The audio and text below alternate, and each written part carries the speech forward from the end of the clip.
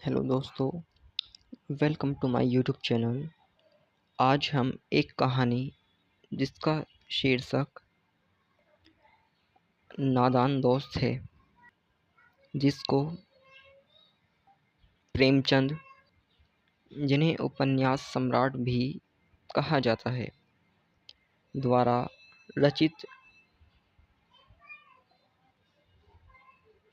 कहानी है, जो कक्षा 6 की वसंत बागवान के अध्याय 3 में भी शामिल है। हम कहानी का सार आसान भाषा में चर्चा करेंगे। तो फिर चलिए बगैर वक्त गवाए कहानी का सारांश को देखते हैं। इस कहानी में दो मुख्य पात्र केशव और श्यामा, जो कि दोनों आपस में भाई बहन थे। उनके घर की छत की कॉर्निस पर चिड़िया ने अंडे दिए थे।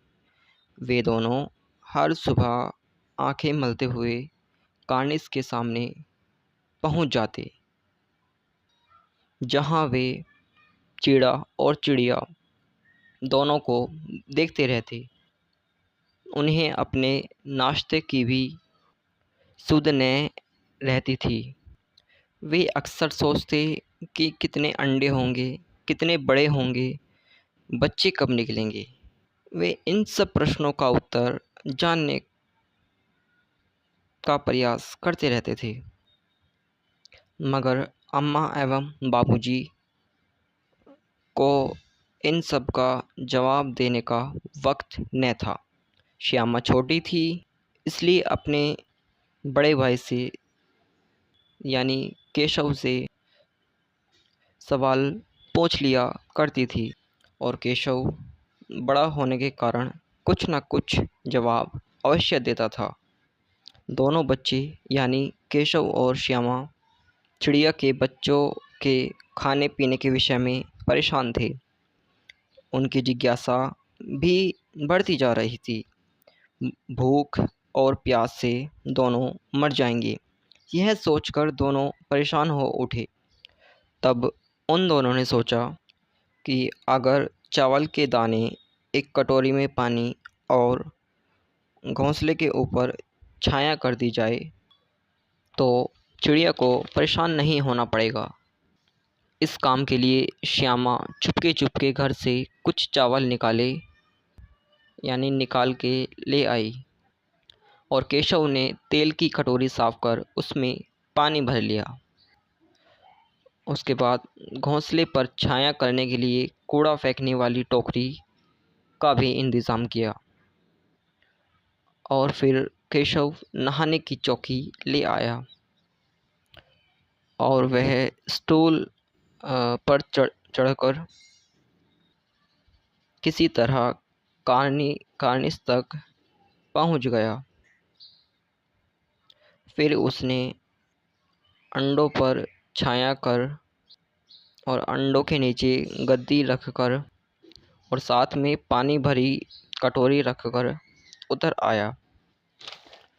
श्यामा भी अंडे देखना चाहती थी, यानी वो अंडे देखने को लेकर बहुत उत्सुक थी, लेकिन गिरने के डर से केशव ने श्यामा को अंडे देखने नहीं दिया। उसके बाद दोनों कमरे में आकर सो गए। 4 बजे नींद खुलने पर दोनों ने देखा कि अंडे नीचे गिरकर टूट गए हैं। इतने में अम्मा जी ने आकर पूछा, वहाँ धूप में क्या कर रहे हो? और अम्मा वहाँ आकर टूटे अंडे को देखकर अम्मा ने कहा, ज़रूर तुमने इन्हें छुआ होगा। श्यामा ने सोचा, भैया ने अंडे ढंग से नहीं रखे होंगे, इसलिए अंडे गिरकर टूट गए। भैया को इसकी सज़ा मिलनी ही चाहिए। उसने यानी श्यामा ने अम्मा से कहा कि भैया ने अंडों को छेड़ा था। तब उन्हें अम्मा ने बतलाया कि छूने से चिड़िया के अंडे गंदे हो जाते हैं और फिर चिड़िया उन्हें नहीं सेती। केशव के सिर इसका पाप पड़ेगा। केशव के यह बताने पर कि अंडे उसने केवल गद्दी पर रखे थे, अम्मा जी को हंसी आ गई। मगर केशव अपनी गलती पर कई दिनों तक अफसोस करता रहा।